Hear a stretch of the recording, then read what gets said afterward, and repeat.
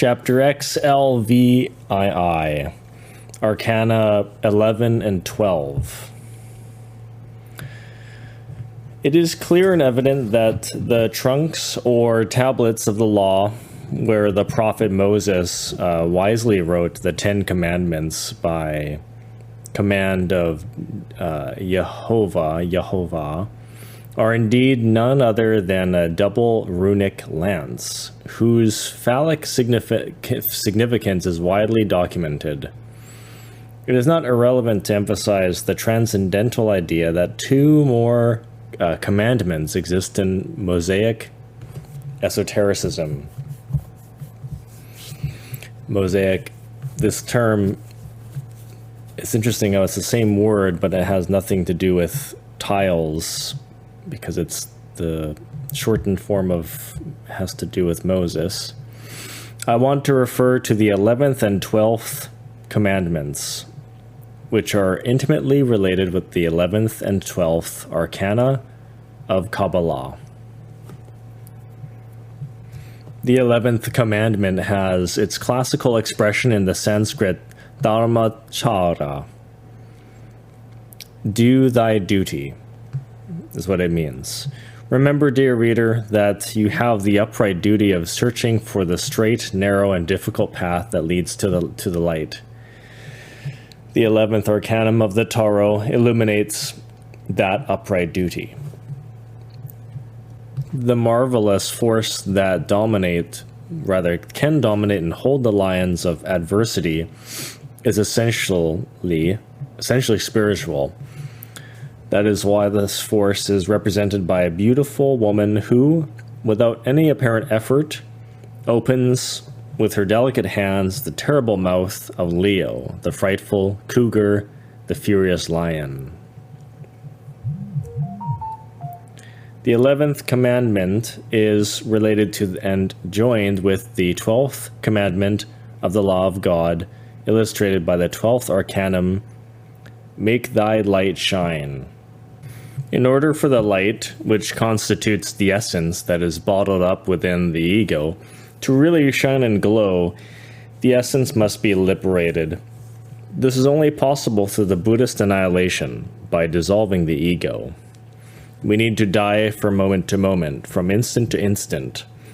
Only with the death of the ego comes the new. Thus, as life represents a process of gradual and always more complete exteriorization or extroversion, likewise, the death of the ego is but a process of gradual introversion in which the individual consciousness or essence is slowly divested of its worthless vestments, such as Ishtar, who in her symbolic descent remained completely naked before the great reality of life, which is free in its movements. The lance, sex, the phallus, are also included in many great plays, in numerous Oriental legends, as marvelous instruments of liberation and salvation, that when wisely wielded by the eager soul, it permits the reduction of all those cavernicolous entities, which in their sinful conjunction constitute the myself, into cosmic dust. The sexual energy is highly explosive and marvelous. Verily I say unto you that whosoever knows how to use the weapon of Eros, the lance, sex, the symbol of upright sexuality, or the upright sexual act, can reduce to cosmic dust the pluralized I. To pray is to converse with God, and one must learn to pray during coitus. In those instances of supreme enjoyment, ask, and it will be granted unto you. Knock, and it will be opened unto you, or unto you.